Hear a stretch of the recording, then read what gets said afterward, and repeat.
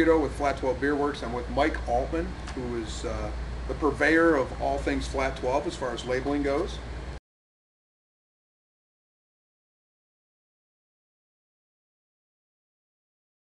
And Mike and I are going to discuss some of the inspiration for the labels. And part of the whole process of setting the labels up, from my perspective, was we certainly wanted to give you a level of creativity with, hey, here's our basic concept for what we think the label should be.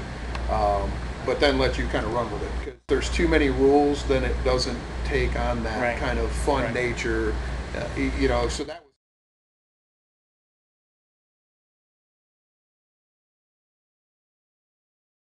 the fact that all these small breweries are making beer, and that you guys were coming at it from your own direction, and you had a love for things that were vintage and things that had history to them, that had a richness about them, much in the same way that the beers do. But you also, you know, a bunch of cut-ups at the same time. You know, a lot of jokes were happening, a lot of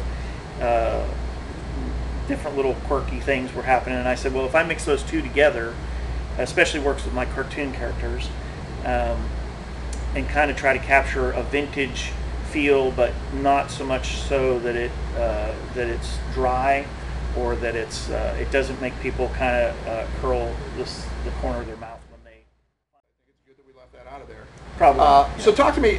You know, looking at these, every one of these has got a template, and underneath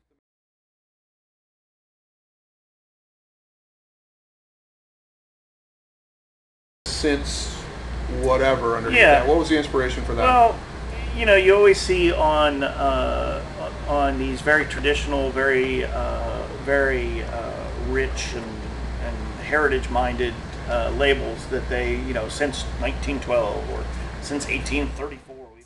The first one that I did, I think, was since Monday, was the since that went underneath this one. You know, not since 1972 or 2009 or whenever you guys, whether it's beer or, you know, whatever product that they're making. And I thought, well, you know, that's not the take here. That's not the sense of humor that you guys have. And so I said, you know, being a small brewery again, it's, you know, we made this last week kind of idea. And so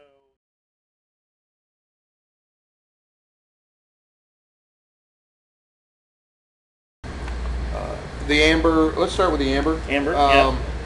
The amber is the beer that we have been unable to come up with a name for.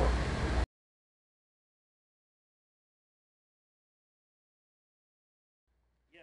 So that was one of my favorite moments in the whole, you know, in our big think tank meetings where we were discussing all of the important aspects of the different names and things like that. And it's like somebody just said in the meeting, you know, it's like, you know, hello, my name is Amber. Just a beer that says, and I was like, I've got a character that'll go perfectly with that. I think you actually said it was, hello, my name is Amber.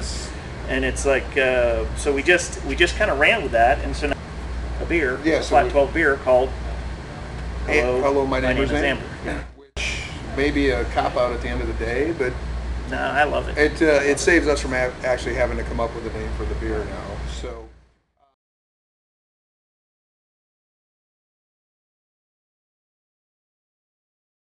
It's Pogues Run Porter. Yes. Pogues Run is the stream, creek, brook, whatever you want to say, behind the brewery, and that's where the name comes from. And you don't use the water from that creek to brew the beer, do you? No, but we do some tire fishing out there. There's some whoppers out there. If you want to go tire fishing, that's the place to go. Inspiration for the Pogues Run labels was, as a Pogues fan, the band The Pogues. Mm-hmm. The only toss-out that I had to you was look up Shane McGowan. Yes. You know you're going to have to give him a couple of cents on every bottle now. Yeah, probably. You mentioned his name. Probably. So the inspiration for that was, hey, look this guy up and run with it. And Shane has a very, very unique look. Yes. Technically, I think we can get away with, the only thing I really took were the teeth from him. Well, or the lack of teeth from Shane. Yeah. So I think we can get away. We won't have to pay him anything. Well, and actually, I think you've communicated via the eyes that Shane is constantly inebriated. If you've ever seen the Shane McGowan documentary, Yes. there's a scene with his girlfriend saying, "I can't imagine Shane sober." So I think you've summed that up pretty well. I like the fact that he's standing in Pogue's Run. Yes. Kind of painted us into a corner where this stuff is made by guys. Yes. So I know. from an equal opportunity employment standpoint, Yeah. I've got to really watch it now because we may have to change the labels if there are gals back here. And right now this stuff is made by guys, but You know, guys is a generic term, and there's not a woman out there that's going to agree with me on this, but it is a generic term in that you can walk into a room of ladies and say, "Hey, what are you guys doing?" And they'll all respond. But we'll change it if we need to change it. valid. Well, thanks for coming in, Yep, thank and you. enjoyed it. Looking forward to the next round. Yeah, me too. All right.